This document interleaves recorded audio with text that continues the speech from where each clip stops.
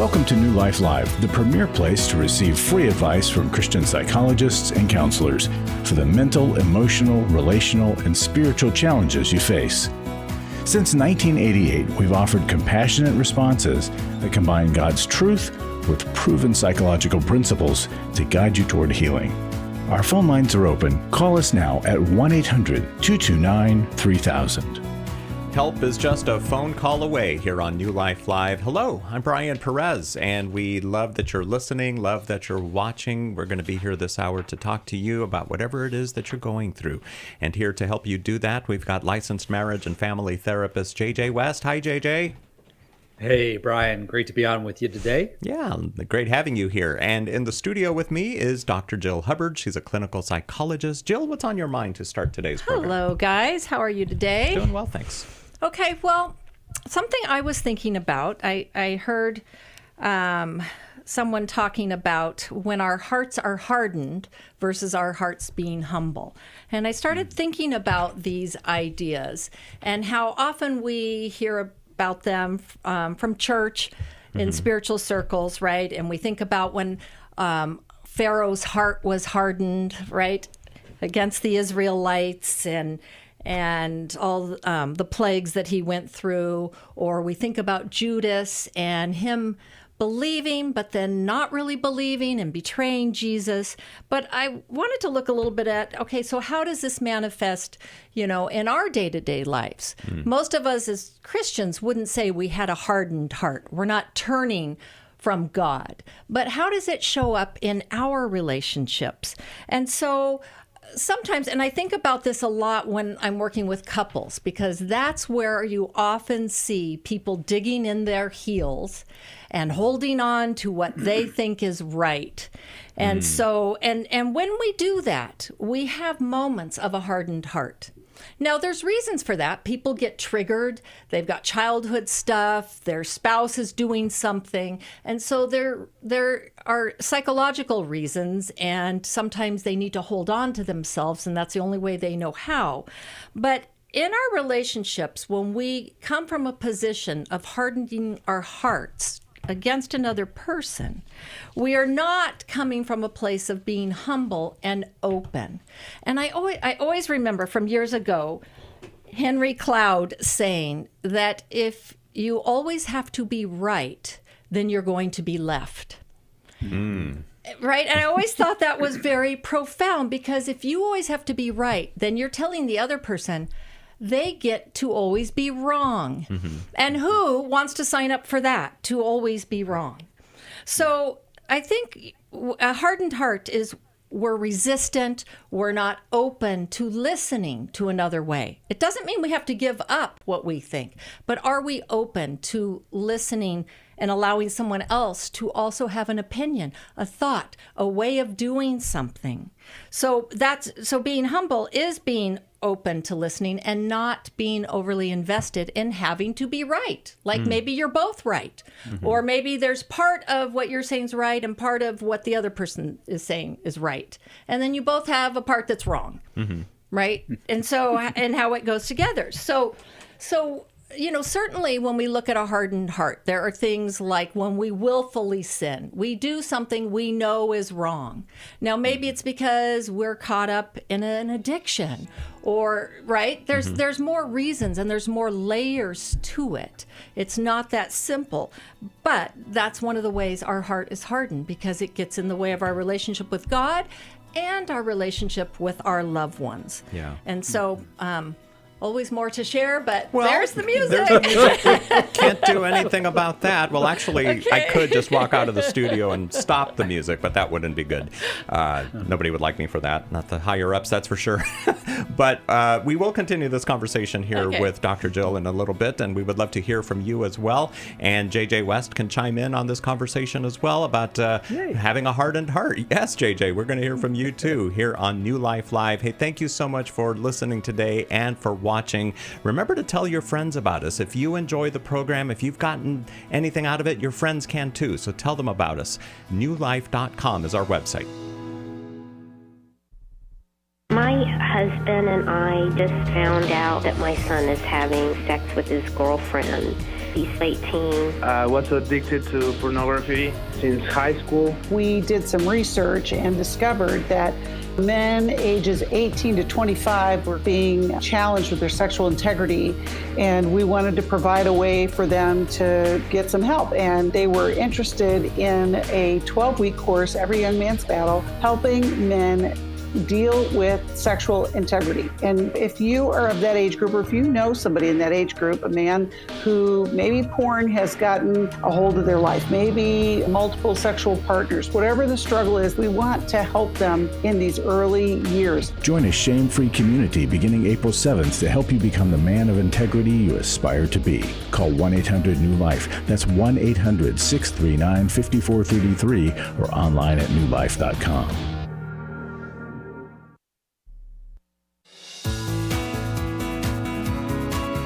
To find out more information about New Life or to order any of the resources mentioned on today's program, call 1-800-NEW-LIFE. Now back to New Life Live. So that's the same music we hear telling us that it's time to go to commercial. Right. And it's also the same music we hear that says, hey, the commercial's over, you can start talking again. So we like the music, and then sometimes we don't like the music. But right now we like the music because it means we're back here on New Life Live. Thank you so much for joining us. I've got Dr. Jill Hubbard here in the studio, and JJ West is joining us as well. And we were talking, Jill was talking about this, having a hardened heart towards God, towards other people as well. She had a few more points to share. Oh, you want me to share? Okay. Why not? So, hardened heart versus humbled. So again, I'm taking kind of from the spiritual realm and also looking at how it applies to our relationships. So, okay, hardened heart. So I was talking about willful sin, doing things that we know are wrong, but doing them anyway, and having pride and being in addictions or trying to fix ourselves without God. Okay, or works-based religion could be someone who's just going through the motions, but doesn't really believe it's true for them. We hear people that say, oh yeah, that's for everyone else, but not for me. Somehow they're in that reverse specialness where God has left them out of the equation. And so sometimes in our relationships too, we go through the motions. And this is different than being committed. We don't always have the feelings there for God or for our spouse or our significant relationships.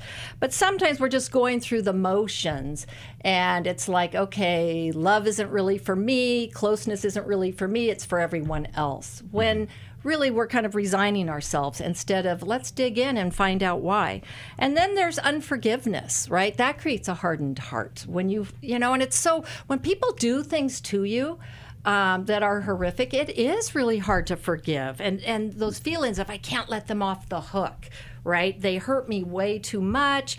They owe me something, right? And what if God or no other person addresses it with them, right? So I've got to keep holding on to this. And we all know how that hardens our hearts because it hurts us and actually not the other people. So what do we do? So to have a humble heart and have more humility in our relationships, we need to turn from what we know is wrong, and we need to ask for help. And sometimes that's kind of like, like guys asking for directions. Sometimes that's really difficult. We need to bring our shame into relationship. So confession with safe people, right? And let people love on us, even though we feel so shameful. We need to sincerely seek the Lord and believe what he says about us. And act as if it's true, even if we don't feel it, because our feelings are not more right than God or his word. And sometimes in relationship, all the time in relationship, our feelings come and go. And so if we base it on our feelings, we'd all end up divorced, right? That's true. Or with no friends, right? And so our feelings are not more right. Our feelings are transient. And so we have to hold on to truth. And then allowing God to deal with others, working on forgiving what is past to the degree that we can.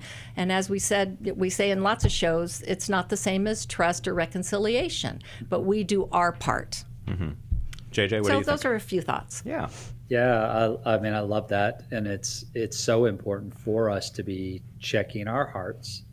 How humble is my heart? How soft is the soil or is it hardened? Is it, will the water just run off, right? The water of God's word, the nutrients that he's trying to put in us through other people, right? Like, am I humble?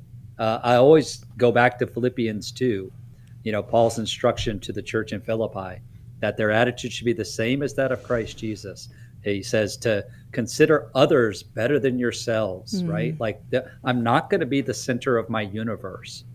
If I have a humble heart, I am other-centered, not in terms of that I think less of myself.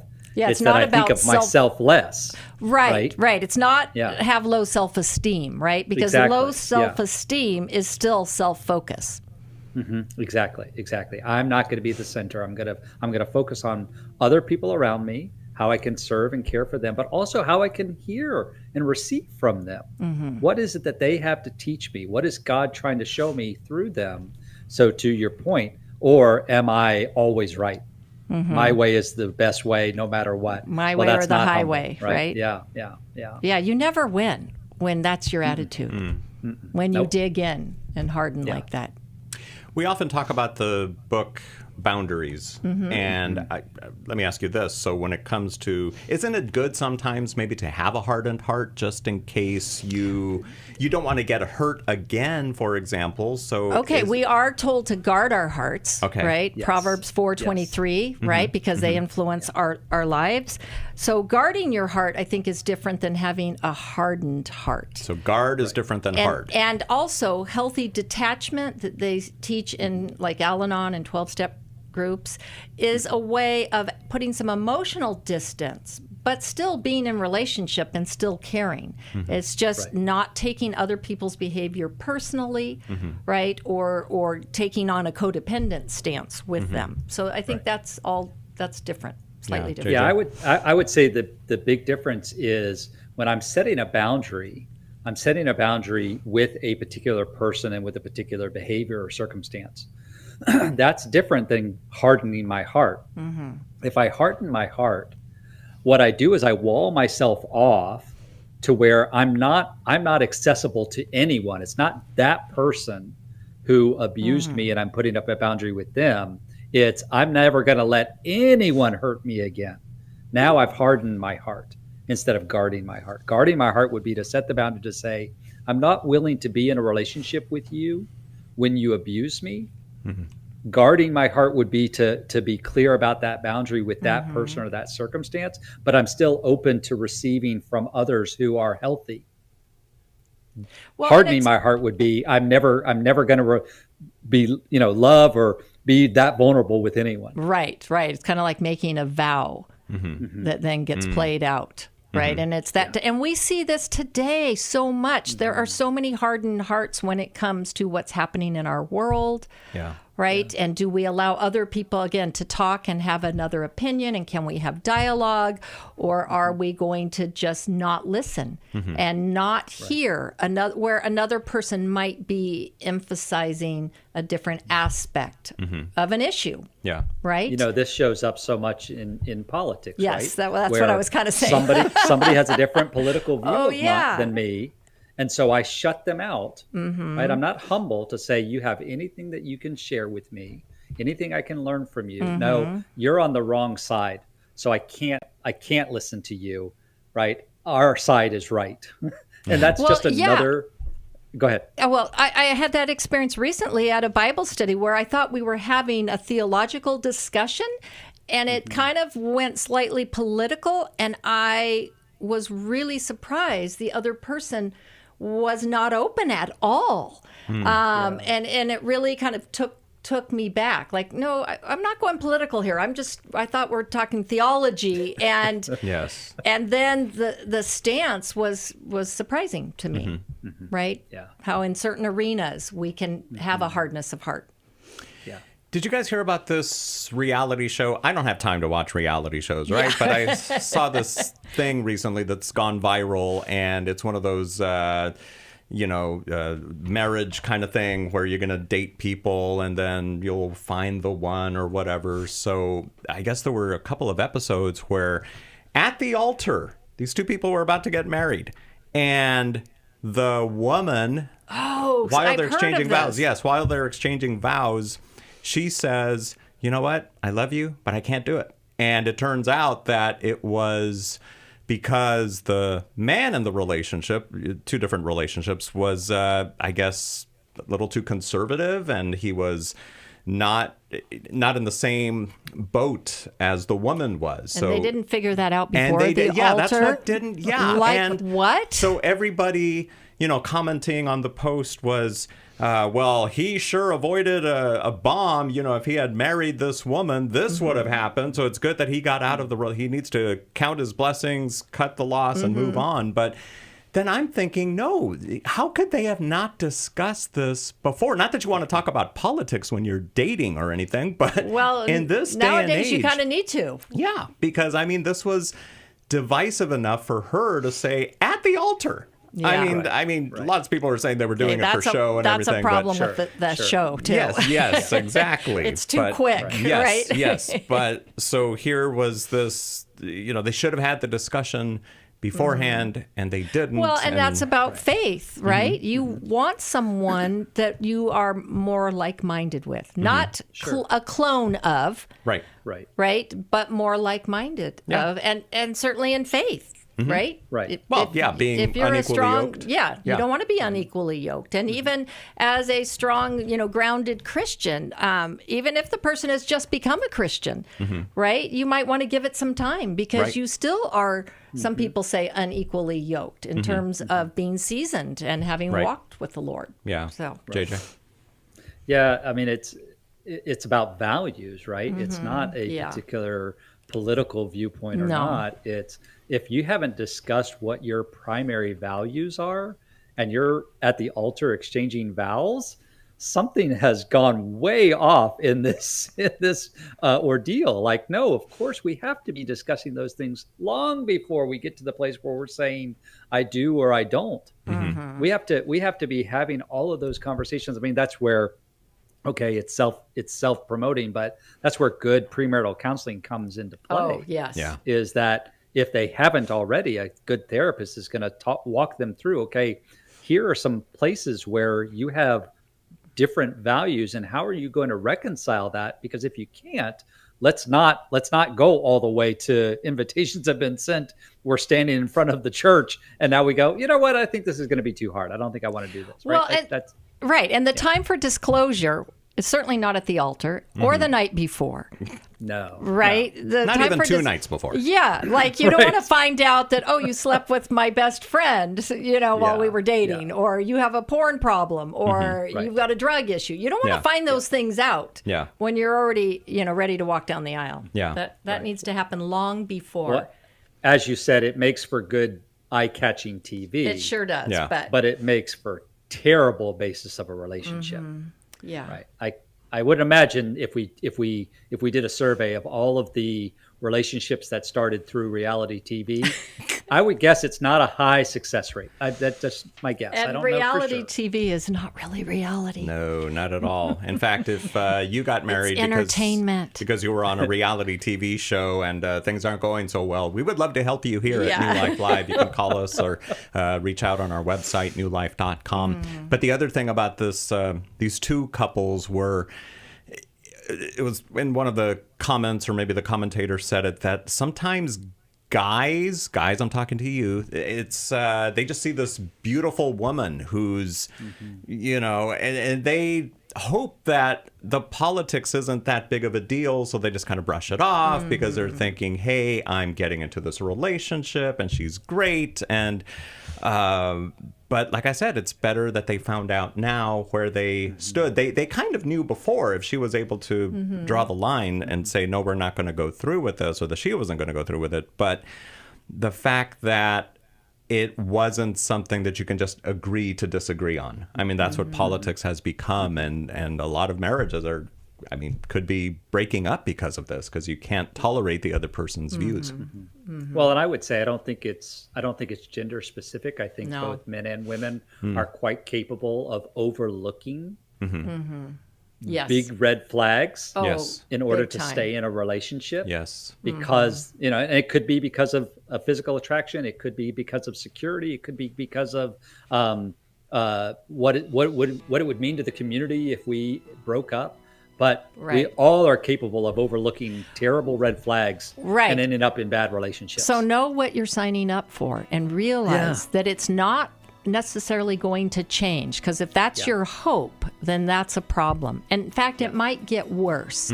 And are you willing to live with that? Are you hearing these words of wisdom? It may not change. It could get worse. You guys might be together for the next 50 or 60 years.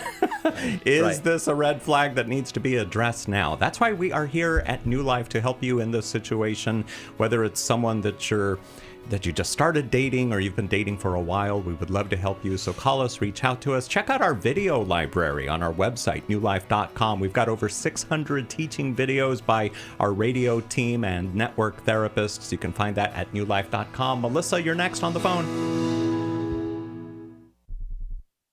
Restore gave me strength. It gave me more belief in my faith. I met up with a group of women that are going through things that they had no control over. If you've been affected by betrayal, an emotional or physical affair, or pornography, the Restore Intensive will equip you with support and tools to help you through. When two people want to do their part, we can be restored. But if they don't, we can still be restored. We are not stuck because someone else made a decision. That God lets us weigh in on how we want to walk out our lives. Our wellness does not hinge on another person's decision. The Restore Intensive is coming to Dallas, Texas, May 2nd through the 4th.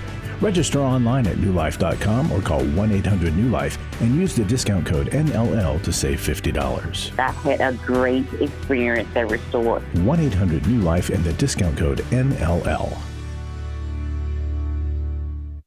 I was sort of vaguely familiar that the 12 steps had some origination in the Bible. I found Life Recovery, and one of the things I liked so much was that it had such a broad appeal. It wasn't limited to just alcohol or drugs, that it was addressing a wide range of problems. At New Life, we believe everyone can benefit from a life recovery experience. There are life recovery groups all over the country. They take place online, in conference calls, and in person. And if there isn't one in your area, we can help you start one. We have startup materials, leaders' guides, CDs, Bibles, and more, all with discounts available for groups. Call us at 1-800-NEW-LIFE and ask for Terry Ward. The 12 steps have long been a great help to people in recovery because much of the 12 steps' power comes from the fact that they capture principles clearly revealed in the Bible. The 12 steps is really a pattern for all of us as Christians. Call 1-800-NEW-LIFE. That's 1-800-639-5433.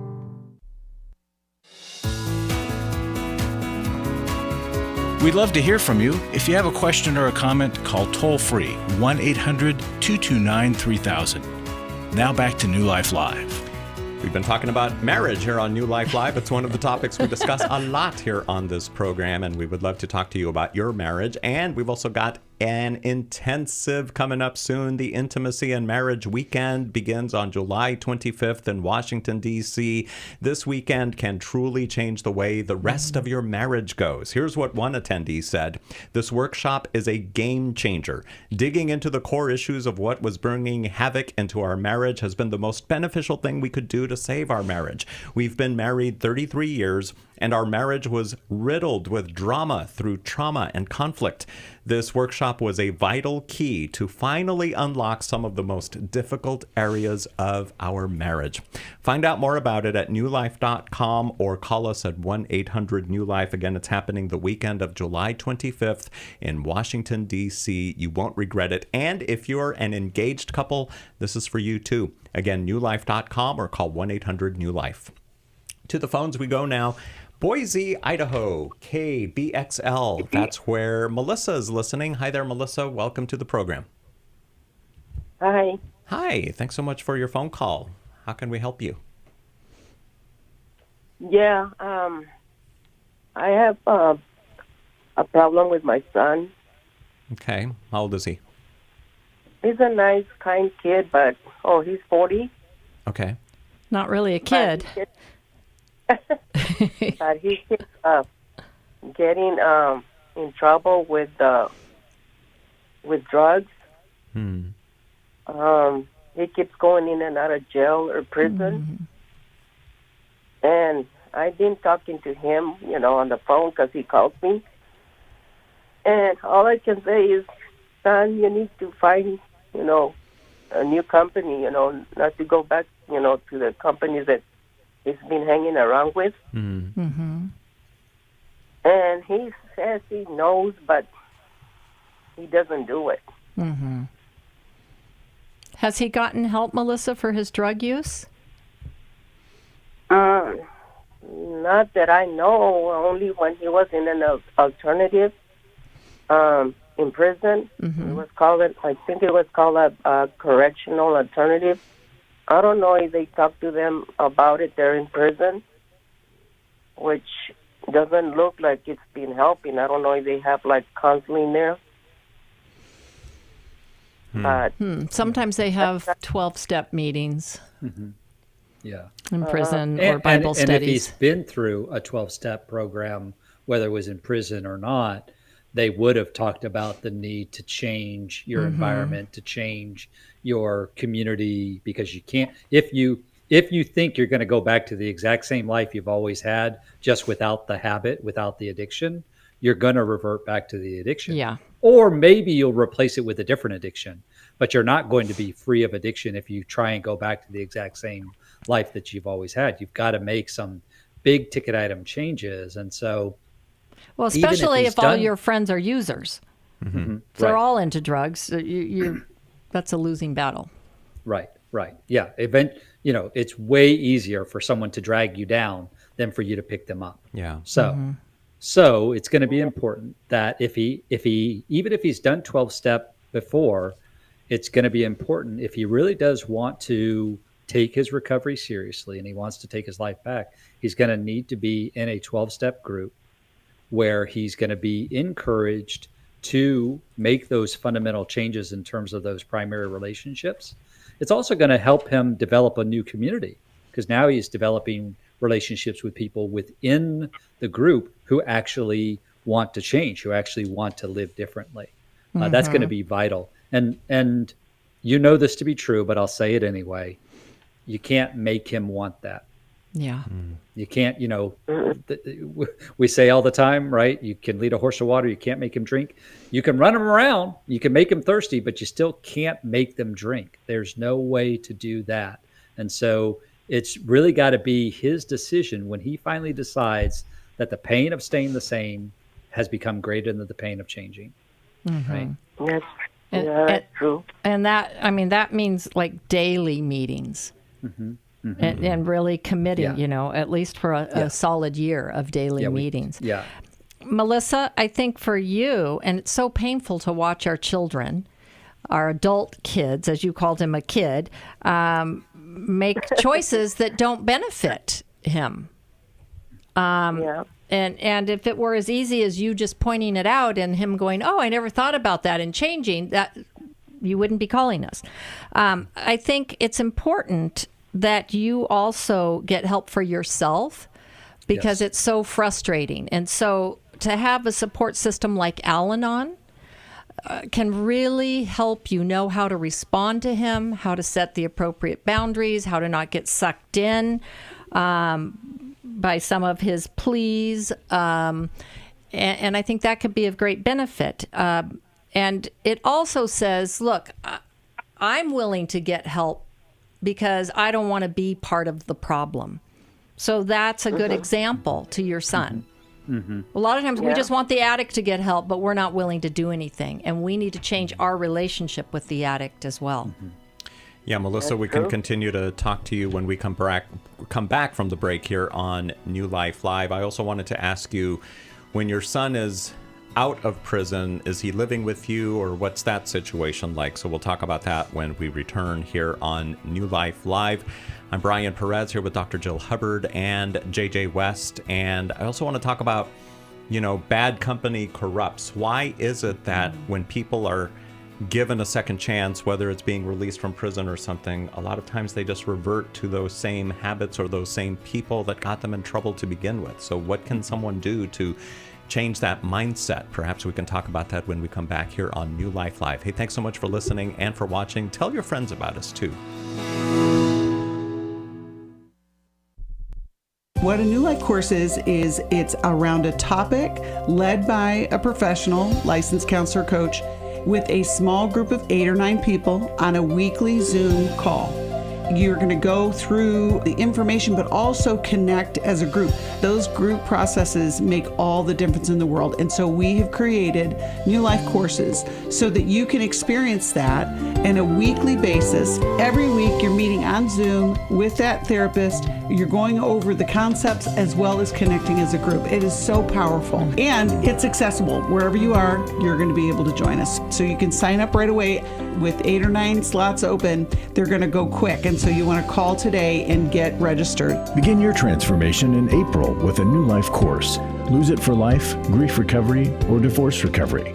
Call 1-800-NEW-LIFE. That's 1-800-639-5433 or online at newlife.com.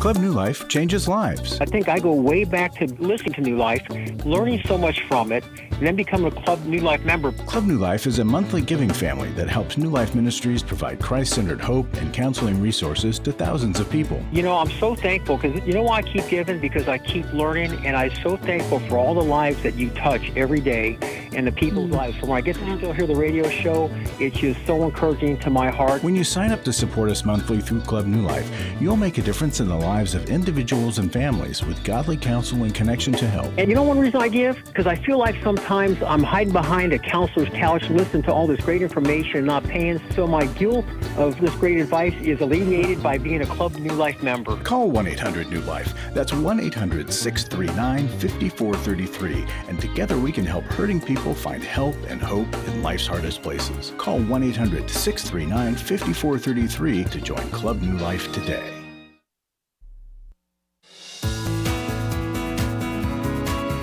We're glad you joined us for New Life Live.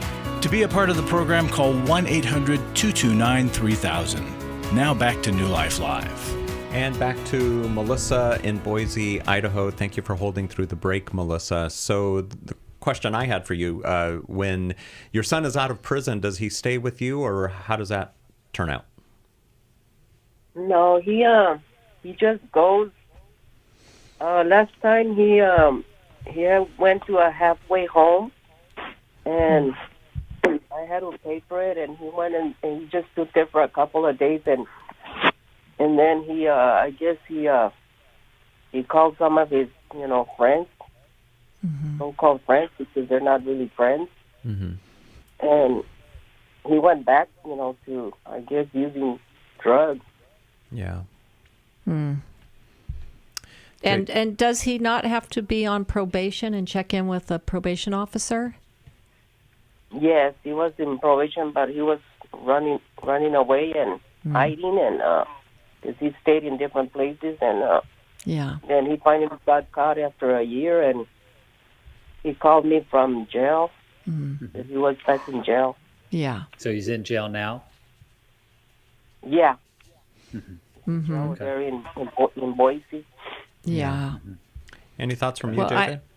I'm sorry. Jail might be a safer place for him, and I would certainly ask him what's going to be different this time. Yeah. Yeah. JJ. Yeah, before he leaves, right? To have a plan. Yeah. What is your plan for recovery? And specifically, what steps is he going to take? Not how is he relying on you to pay for what he wants or to provide a place to stay, but what is his plan for making his own way, and how is he going to make those changes so that he connects with people who are healthy? Because as Brian was talking about before the break, yes, if I go back to the same group of people, if I interact in the same ways that I did before, I'm going to re-engage in the same problematic behaviors, which is why he finds himself back in jail. Yeah, I do ask him those questions, but he's not very talkative. Like, I don't know, he just, like he's in another world, or he just doesn't know what to say, or, He may be at a place where he may be being silent or non-communicative as a defense mechanism because he doesn't want to say what he's really feeling, that maybe he doesn't want to change, he doesn't want help, or he may be doing that because he feels really hopeless. He feels like no matter what I do, I can't get this monkey off my back. I just keep going back to it again and again. He may not have a clear sense of how he could be different. And excuse me, and that's where a 12-step group really helps is it gives other people a chance to speak into his life to say, look, there's a way to do this. You don't have to keep living this way. And if he's not good at communicating on the phone, Melissa, maybe you write him a letter and ask him to write you back.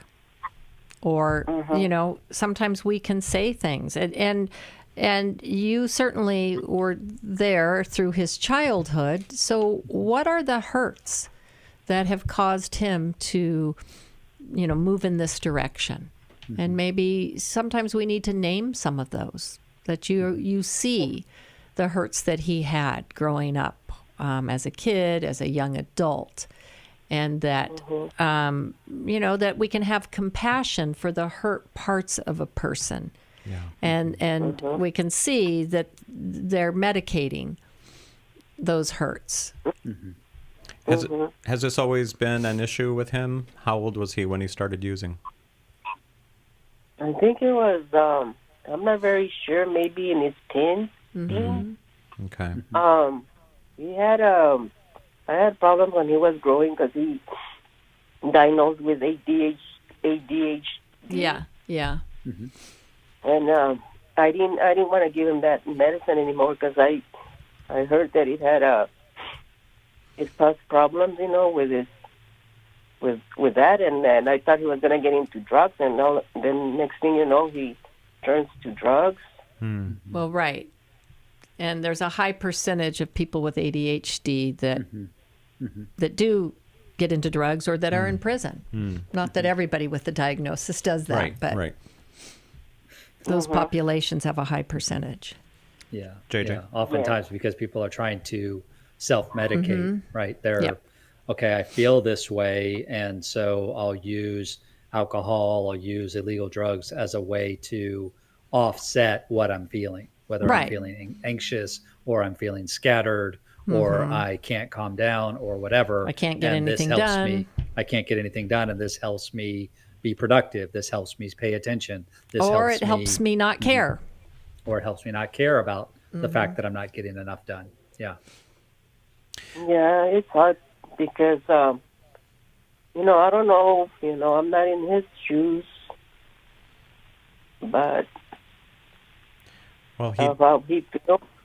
And I try to tell him, there's a God, and you were raised in church, but I guess, like we're saying, that drugs is not going to, drugs is going to take that out of his, knowing about God, because... He definitely needs help, Melissa, and we can try to assist you, too, because I think you can use a course or, having a consultation with one of our counselors somewhere near you in Boise. What if we send her a Life Recovery Bible? Okay. That might be something for her, but then, and I don't know if she could send it to him or not. Sometimes you have to send directly to when people are in prison, but maybe the Life Recovery Bible. But she, at the very least, if she found things that she thought would be helpful, she could share those in letters that she writes to us. Yeah. That's good. And if anything, highlight different things that you find in that Bible before you send it to him. That might be helpful as well. So Melissa, stay on the phone and we'll send you a copy of that Life Recovery Bible from the newlife.com store. Before the last break we had, I mentioned the Bible verse that talks about bad company corrupting. And what do you guys think? Why is it that people often go back to their friends that got them into trouble in the first place, and instead of, they get out of prison, they have another chance to do right, and they don't. It's so easy. Do you think it's peer pressure? What do you think it is? JJ, we'll start with you. I think it's a combination of several things. One, we are made for relationship. We're designed for a relationship. We're made in the image of God. God is relational. We're made for relationship. So we all crave that. Even bad relationship is still relationship, right? And so it's still meeting some of that need in me to be connected to others. There's also the factor of sometimes if I have either been in prison or I've had drug addiction, something like that, sometimes I can feel like I can feel so much shame and predict that others will hate me, mistreat me in the same ways that I feel about me, right? I hate myself for having done the things that I've done. And I believe that others will feel the same way.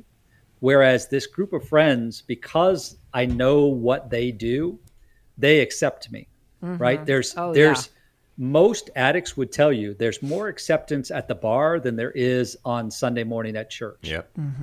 Okay. And so part of it is actually a good desire that I'm part of a group, and I'm part of a group that accepts me as I am and doesn't demand that I change in order to be acceptable.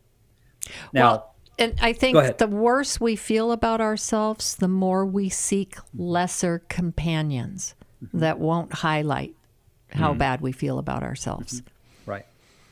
Exactly. Yeah. Could it be too that if someone gets out of prison and they mean it this time, they want to make a life change, they want to do something different, but maybe they're afraid that they're going to think their peers are going to say, what, you're better than us now? You're trying to, walk the straight and narrow or whatever. And here you go off, you're going to get a job. You're going to get off drugs. Who do you think you are, man? Why can't you just be like one of us? I mean, do you think that maybe plays into it too? I think maybe on a smaller scale that might. I think most of the time, the clients that I've had, the relationships that I've had, anyone who actually does make that change to get off of an addiction, the people who they acted out with are happy for them. They're actually supportive of them. Man, I'm so happy for you that you've been able to do that. I hope that you don't, because they're wanting the same thing. They want to be free too. So I don't see that too often, that they're like, unless they're in a gang or something. That's a whole different. Yeah, that might be a different scenario. Yeah. So if you want to find out more about life recovery, it's what we're all about here at New Life Ministries. We've got a dedicated website. It's liferecoverygroups.com. You can find out more information there. There's also a tip sheet that we'll talk about when we come back here on New Life Live. And it has to do with recovery, but it can be for anybody, not just people going through recovery. So we'll tell you about the tip sheet, talk a little bit about it, and we'll tell you how you can get your own copy of this tip sheet when you reach out to us here at New Life Live. We will be right back. We all face days where life throws us a curveball and our routines or plans get disrupted. Things we wanted to do are forced to take a backseat to the unexpected demands of the day. If you normally listen to New Life Live on a radio station, well, you might not be able to that day. And on these hectic days when you're feeling stressed or frazzled, hearing the sound of counsel given on New Life Live is just what you need to navigate the unexpected things of life. Every time I'm troubled or I have a problem, I'll cut on New Life, and there's always something that is said that is helpful to me. By listening, I have learned more than I can ever express about how God wants me to live. Download the New Life app for the easiest way to listen wherever you are and at a time that's convenient for you, or watch the show on our YouTube channel. You can even subscribe to our podcast from your favorite podcast provider. You never have to miss a day of New Life. Wherever you are, we are. For over 35 years, New Life has been the most trusted name in Christian counseling. Your ministry has saved my life. If you struggle with emotional hurt, family or marriage problems, the pit of depression, or the pain of addiction, we can help. I'm down 100 pounds now from what I was. I found a counselor through New Life Ministries, and it's just been outstanding. Our treatment programs provide clinically appropriate solutions from licensed professionals, all in a biblical framework. I have had problems with alcohol. I think God has ordained this place to be His. is. You don't have to be a prisoner of your pain. Help is available at 1-800-NEW-LIFE. She tells me that I'm a new man, and I feel like a new man. It worked for me, and it can work for them too. This time it is different. If you're ready to take the first steps toward genuine spiritual and emotional healing, call us today at 1-800-NEW-LIFE. God can open the door for a better tomorrow. To get someone that's competent, that's good at what they do, it's been like day and night compared to what I've had before. Call 1-800-639-5433.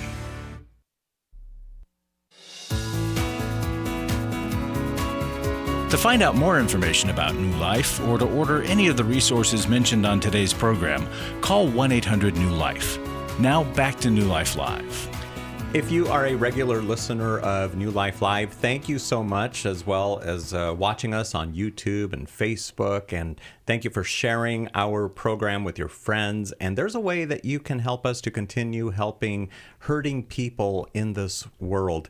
And that's by becoming a financial contributor to New Life Live. You can become a Club New Life member, or right now we are in the middle of a matching grant. Yes, $500,000, this matching gift. Whatever you give will be doubled until we reach that $500,000 mark, and that is amazing. Mm-hmm. So if you give $20, it becomes $40, $50 becomes $100, $200 becomes $400, etc., etc. We could just go on talking about math, but who wants to do that? So you can find out more about this matching gift when you call us at 1-800-NEW-LIFE, or when you visit our website, newlife.com, or you can text the word match to 28950, and then you can give and it'll be doubled just like that. Again, newlife.com for all the details. Now, if you are familiar with the recovery world, and even if you're not, there's a practice of taking a daily inventory. Well, we think everyone, not just people in recovery, could benefit from this practice. And so we have a guide to help you do this every day, or every night, as it were, before you go to bed. Just call us at 1-800-NEW-LIFE and request this tip sheet. It's free. It's called 7 Questions to Ask When Taking a Daily Personal Inventory. And some of these are great. Some of them that stuck out to me is, did I say or do anything that I need to take responsibility for? So at the end of the night, when you're, just kind of go back and think of the good, reflecting, yes, on the good and the bad, and then just kind of own up to it and say, you know what, there is something that I did that maybe I should, send an email right now before I go to bed or something. I don't know. But what are your thoughts on that, Jill? Mm-hmm. Well, I think it's always good to reflect, and they're certainly there, looking at gratitude too. So you definitely want to reflect on the good things of the day, because that will lift your mood and your spirits. And in so doing, it also does feel good when we do take responsibility for our actions, because when we don't, it kind of just eats away at us, and then we avoid either the person. And so to be able to make an amends quickly so that things don't build up and get worse is a wonderful thing to do. Yeah. So I know when I'm in not a great mood, and I can maybe come off differently than I would like to come off, let's just say, with my family. We'll keep it at that. When I go to the other room and I'm like, oh wow, that wasn't good. I come back and try to say, okay, I'm sorry, I'm a little off right now. Will you forgive me? And then it's like, of course, right? It's cleared up right away.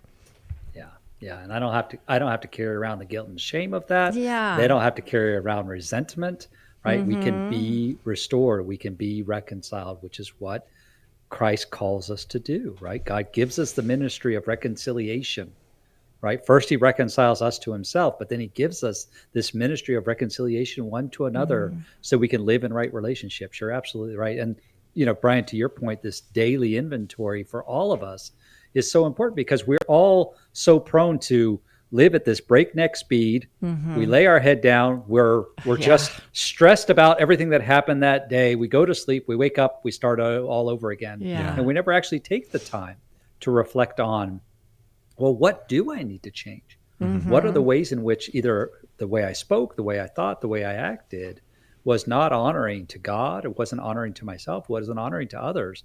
But I have to take the time to reflect on that in order to bring about change. It's not going to happen magically. We had a call just a few days ago from the man who said that, that he was involved in a domestic violence situation, his wife, and one of the questions we asked him was, is she a hardworking? He said that she's a hardworking person. They're very career oriented, but she never takes a day off. She is just constantly. Yeah. So I have no idea what this woman looks like, but I kind of pictured her in my head when you said this, JJ, that we're all running around at such breakneck speeds that we don't have time to just take inventory of the day, to breathe, and to reflect on how the day went. Instead, we just go to bed. We're already stressed. Plus, add to that, if you were scrolling through social media, if you go to bed after watching the 11 o'clock news, all this stress is on our mind as we go to bed. And then when we wake up in the morning, instead of feeling refreshed right away, it's just like, okay, what do I got to do today? And it's just going at it again. Which is, by the way, the opposite of how Jesus lives. Yeah. Right. When you think about, there's a book called The Unhurried Life. Oh yes. And it talks about the fact that Jesus was unhurried. He was unhurriable. Right. No matter, everybody tried to hurry him. The enemy tried to hurry him. The Pharisees tried to hurry him. The disciples tried to hurry him, and he simply would not be hurried. He lived at a healthy pace. He took time to rest. He took time away. He took time to reflect. He took time to connect with his Father. He took time to connect with his own heart, and he took time to connect with others. And if you live at that crazy pace, you can't do that. And so you can't then be like Jesus. Yeah, and then you are self-consumed, because it's also nice to pause with the people that live with you or are close to you and give them something that you appreciate about them, affirm them, and ask them, is there anything I need to apologize for, right? Have I done anything today?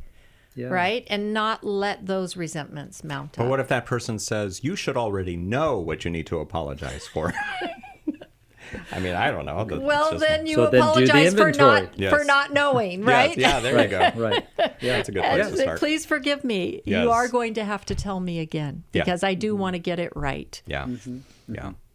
I think in this day and age we live in too, we look back when we hear words like what you said right now, JJ, about, living like Jesus did, and someone will say, well, Jesus had it a lot easier than we did. He didn't have to scroll social media and all this other stuff. Life was so much simpler.